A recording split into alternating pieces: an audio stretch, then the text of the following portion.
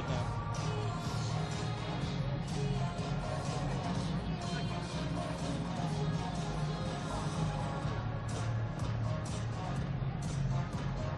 Welcome to Redskins.com live here inside the Mercedes-Benz Superdome in New Orleans, Louisiana. I'm Perry Mattern alongside Steven Zarda and Jay Kring-Schreifels of Redskins.com, getting you set here for Redskins Saints coming up at 1 o'clock Eastern. And we're going to talk about multiple things here throughout. Drop us your questions if you're following us here on Facebook Live, and we'll try to get to them in about the 20 minutes that we're on. But first, Steven, this is about, I think this is the first time in 5 years that the Redskins have been here in the Superdome, and they're facing one of the hottest teams in football. Yeah, first time here since 2012, the season opener then. And this Saints team, it was a tough first 2 weeks for them, but now they're 7-2. They're right near the top of the NFC. And it's not just Drew Brees anymore. I mean, for years, it's been all about Drew Brees. Now he's got a running game to complement him on the offensive side. This defense has been great this year. So it'll be a tough matchup for the Redskins today. Jake, you look at the Redskins side, and they go back under 500 again last week with the 8-point loss to Minnesota. And with how many winning teams there are in the NFC, I mean, literally winning records, they got to keep pace right now. It's so funny because every time we're on the road, it seems like it's a must-win game. It feels like the season's going to break away if they don't win. They won against the Seahawks, and that brought them some momentum. They couldn't keep it at home against the Vikings. I think this game, you look at the next several games, it's this and the Cowboys that are going to be the big games against really tough opponents.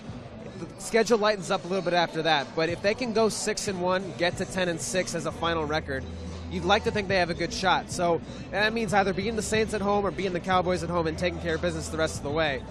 Or beating the Cowboys away, I should say. So that is really going to be the big thing.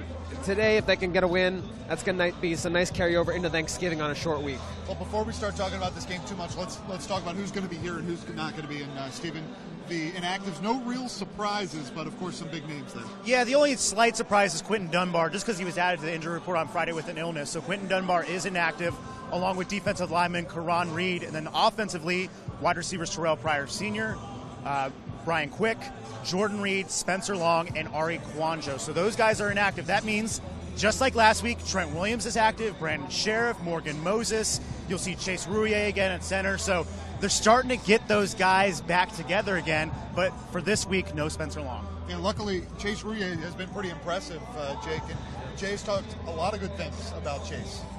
Yeah, and I think it's just, again, it's all reps. I mean, you talk to these guys, it's been a few weeks now that they've been able to play together. Spencer's been up and down. I mean, he played a little bit against the Vikings, but Chase was the starter, and he played for the majority of the game. So, again, it's just building that rapport with Kirk Cousins. I think they're at a better spot now. Early on, there were some fumbled snaps, there were some low snaps, some things that went wrong, even with Samaje Perine, too. We're going to mention him taking the loads of the carry today. Again, that's just all reps. I think we had some fumble issues earlier this year with him. So the more and more they're able to work with the first-team offense, that should only help them. Yeah, Stephen, we talked about the inactives, but two big names going IR this week for the Redskins as well, Rob Kelly and Will Compton, and that just takes away more depth. And, of course, got some new names, first being Byron Marshall. Yeah, Byron Marshall, they signed him off the Eagles practice squad. This is a guy who did a little bit of everything at Oregon. He became the first player in Pac-12 history to record 1,000 career rushing yards and 1,000 career receiving yards. Now, the Redskins have a guy in Chris Thompson who can do a little bit of both, but the Redskins are intrigued by them. Jay Gruden said this week, the scouts got some tape on him. They discussed it with running backs coach Randy Jordan, and it's the guy they wanted to go with. Now, the question is, how much will he play in this first week? We're not quite sure yet because they really want to see what they have in Samaje Perine. Gruden has been adamant that these late season games are going to be a benefit to Samaje Perine due to the way he runs. He's not a quick guy, obviously, as you've seen through these first 9 games, but he's a guy that can go between the tackles. He kind of started to heat up a little bit last week against the Vikings, and they want to see more out of it. I think he's only averaging 3.2 yards per carry. They're going to need more production from him and getting Chris Thompson going again. He started so hot through the first 4 games. They haven't been able to get him going quite as much recently. Now, maybe because defenses are finally keying in on him, but also the offensive line being banged up. But if they can get some Chris Thompson action going, it could be another big day for number 25.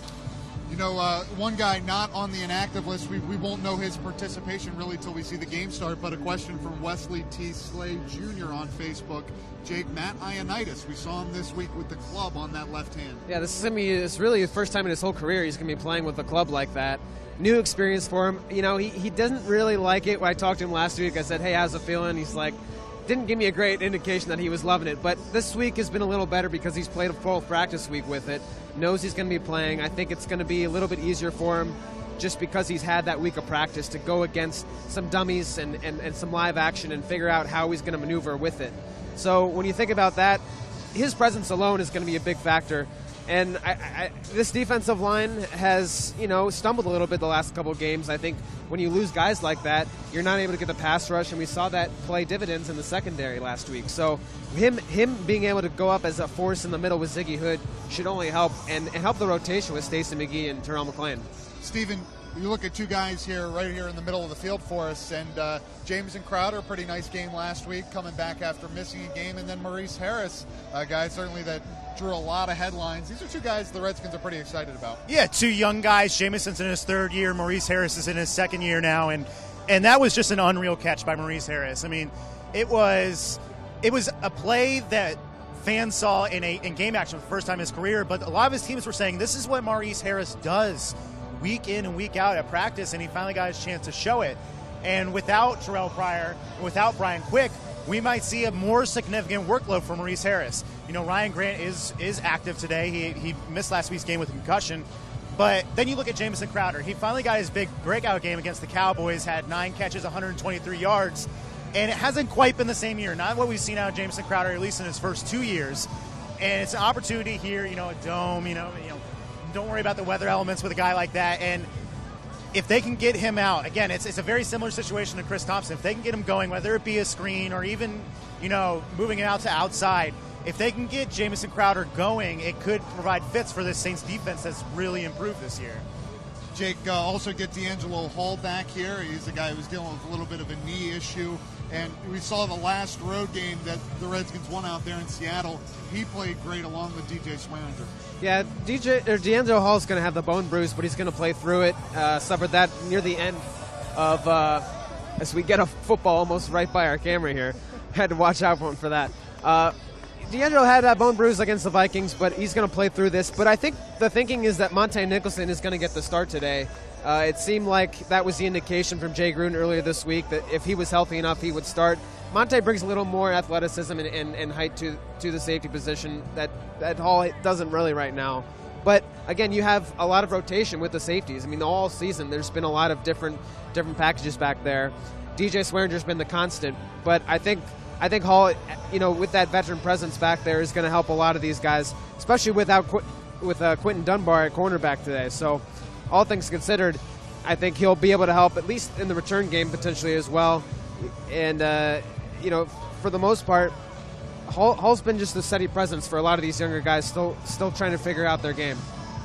You look at Kirk Cousins, Stephen, and really you look at all the things that the Redskins offense has gone through, especially injury-wise. And he's really been the one constant throughout. Another nice game last week against Minnesota, and certainly you're going to count on him here today. Because even if, you look at the Redskins defense, they play well. The Saints are going to get some points. They're going to score a little bit. Yeah. I mean, it's just between the offensive line and the run game struggles. He doesn't have Pryor now. He's out with injury. He was inconsistent when he was in the lineup. Doxson, we've seen up and down performances from him. So to see what Kirk's done through these first 9 games is showing that, he's a guy that they can really utilize this offense through Kirk. And, when they last played the Saints in 2015, Kirk had a perfect quarterback rating through 4 touchdowns, didn't even play the last few minutes. And the reporters asked him this week, they said, when you look at this Saints defense, do you look at the tape back in 2015? And he said, no, I don't, because that was 2 years ago. This is a completely different unit, a completely different situation. So, again, the Saints defense, first game against Minnesota, they really struggled. Second week, at least in the first half against Tom Brady, again, they struggled. And then they started to click week 3 against Carolina and Cam Newton. And since then, it's probably been the best Saints defense that they've had since Drew Brees has been here when he came in 2006. Yeah, Jake, and Kirk as well, he's talked a lot about, how trying to keep defenses off balance and things of that nature. And you look at his numbers, unfortunately, a lot has also come as they've been playing from behind. How important do you think it could be if the Redskins could get somewhat of a complimentary run game going on with him today? Yeah, it's been tough because they've been such a one-dimensional team for most of this season. And to their credit, I mean, they scored 30 points against the Vikings that way. It's it's somewhat strange because you look at it and you say, well, how could that be? How can you not have a run game and still be effective?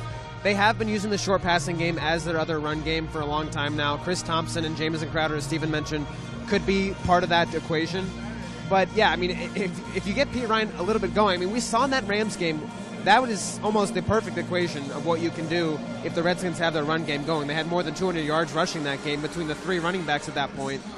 And it was actually a lot more beneficial for Kirk on these play-action boots that he likes so much. I mean, when we saw last week, the Vikings stayed home a lot of times on his play-actions. When he'd come out of the pocket, he'd really not have anywhere to go. So a lot of that is going to be based on, can Kirk actually get some deception for the first time in a while and get these guys out in space? Because that's really the biggest thing. Perhaps a little bit of an underrated return. He's a guy that does a lot behind the scenes and on special teams. Get Niles Paul back in the lineup today, Steven, and certainly not having Jordan Reed. Having that third tight end is big, but Niles does a lot of stuff. And the thing with this offense is when they are at perhaps their best is when they're in multiple tight end sets, whether it be two tight ends or even three. And, Vernon Davis has played every game this year. Jeremy Sprinkle's finally gotten some reps as well. But they're still slowly kind of bringing Jeremy Sprinkle in. He's a guy that's a little bit of a work in progress, and they've talked about, he'll be a key inline blocker for years to come. But, we've seen Niles is not necessarily the pass catcher, certainly isn't the pass catcher that Jordan Reed or Vernon Davis is, but it's a guy that they believe they can count on. And it's special teams as well. I mean, they haven't given up a return touchdown in a while, but it's a young group back there. They have all these new signings coming in, Zach Vigil, guys like that, Byron Marshall, for example, as well. So to have that voice back there to help this unit is going to be important. Jake, well, if you haven't read Jake's article on Chris Thompson this week on Redskins.com, I would highly recommend it. Chris, an incredible guy, an incredible story this year. But some defenses started to take notice too, Jake, and he got loose a little bit last week. But you look at kind of the first half of this season, really put up some big numbers, and since then, some defenses really looking out for him. It seems like Jay Gruden is a little more bullish on what he might be able to do today against the Saints. And you look at the fact that the Redskins have faced three teams in a row that have had very good linebacking cores. Sean Lee, Bobby Wagner for the Seahawks, Sean Lee for the Cowboys, and then Anthony Barr with the Vikings. And Chris Thompson even mentioned it. He made some mental errors last week that he shouldn't have made that would have led to big-time plays. So if you consider the fact that if Thompson can tighten some of those things up, a lot of those are just very in-the-moment, instant reaction, kind of, should I break out right or should I break out left against the linebacker? He maybe just chose a couple that weren't the right plays. And he said, look, Jay Gruden called a couple plays in a row for me that should have been touchdowns. There should have been really big gains that I just didn't take advantage of. So the opportunities are always going to be there for Chris. It's just going to be a matter of, can he do the right thing at the right time when it comes to lineups and coverage? Steven, first 2-interception game of DJ Swearinger's career last week, and he still put some fault on himself, saying, when the team isn't ready to play, he feels like it's his fault that the team wasn't ready to play, especially defensively in that first half against Minnesota. Yeah, he's really grasped that defensive leader role, defensive captain in his first season here in Washington, and it was not a good first half from the Redskins last week. Adam Thielen and Stephon Diggs, they hurt that secondary, and in total, Case Keenum throws 4 touchdowns, the 2 interceptions on back-to-back plays in the second half, and Jay Gruden noted, he said, I was happy that DJ was the guy that kind of pumped a little bit of energy into that defensive unit, but it was not what they wanted out of him, and they have to find a way to make sure that that's not a replicated performance this week. With Drew Brees, and all his weapons, with Michael Thomas, Alvin Kamara in the backfield, he's been a dual threat back there. They cannot get to that point where late in, especially against Minnesota, late in the second quarter, they gave up those 14 points, first on a touchdown, and then Kirk Cousins throws an interception, another touchdown. They can't allow that again this week. Jake, talking about those running backs, 298 yards last week for the Saints on the ground in that win over Buffalo. And unfortunately for the Redskins, that's been an area where you're losing bodies. We already talked about Will Compton, so it's going to be Moretrell Spade and Zach Brown there in the middle. Obviously, Mason Brown has been out. Sure. Hopefully Matt Ioannidis can make an impact, but it's those guys not just running the ball, but Kamara has caught the ball especially well. They've just become a pretty dangerous duo since the Adrian Peterson It's really tough because you also think about now the way that they're running the ball. The Redskins might want to crowd the box a little bit more. I mean, you still got Drew Brees behind there. And it's funny because Drew Brees hasn't thrown a touchdown pass in the last 2 games, which is a crazy stat. I mean, it's only 2 games, and but this is a quarterback that is known for passing the ball. This is an offense that's known for passing the ball. And for the past, for this whole season, really, 1,600 yards from scrimmage, Mark Ingram and Alvin Kamara. A lot of that on the ground. And that really is going to be the biggest issue, because Zach Brown has all the speed in the world, but he's only one guy. Are you able, if he's not able to get to the edge, it's going to have to be corners, Josh Norman setting the edge, coming up and making plays in the backfield as much as possible if the D-line can't get a push. So that's going to be the biggest part, is these guys are so versatile. You've got to have your eyes on them all the time. Stephen, back on the offensive line, as you've talked about, almost have everybody there together. Trent Williams back out there again, and I'm not sure we can really understate how much pain Trent Williams is playing through right now. Yeah, a few weeks ago when the injury first became known, he said basically it'd feel like if you had a bruise and somebody just kept punching it over and over and over and over again, and that's in his knee. So imagine somebody just punching in your knee over and over for a few hours. That's what Trent Williams is going through. And, the team said, we will base it on what Trent can do. We know that if he'll play and he wants to play, he'll be out there. And if he can't, they're not going to be upset. They'll understand. They'll have, Ty and Secchi's active as well. But it just shows where he may not be a vocal guy like DJ Swearinger, but he's a guy that this team rallies around. When Rob Kelly was active a few weeks ago in Seattle before going on IR, he said about his, some of his injuries, his ankle injury, for example, he said, I was in pain, but I saw Trent Williams, go through this before in other situations. I don't want to let our team down. So that kind of mentality has seeped through the rest of that offensive unit. And, we obviously can't understate the importance of a Pro Bowler, 5-time Pro Bowler out there. And, whether it be the screen game or some other things they do to the left side, Trent Williams is going to be there and he's going to perform well. Hey, also as well, that passing defense last week as well, Jake, it was, Josh Norman took plenty of responsibility. He didn't feel like he played up to his standards. Among others, we already talked about DJ, taking a lot of responsibility for that as well. But, these are guys, as you already mentioned, the play action game can be so dangerous with the Saints. They're going to, probably be locked in some good man-to-man battles today. He sure will, and Michael Thomas is not an easy opponent. He only has 2 touchdowns, but he has 662 yards. Leading the Saints, and you think about the fact that a bigger receiver like him, I mean, Josh has gone up against guys like that before, but it's the same techniques he's going to have to rely on. He said last week was a fluke, and I think most people, after seeing his whole body of work, would tend to agree with him, but also, it was only a couple plays, and I know as a cornerback it's tough because you get graded on a very big scale. If you make one bad play, I mean, that highlight gets reciprocated over and over and over again.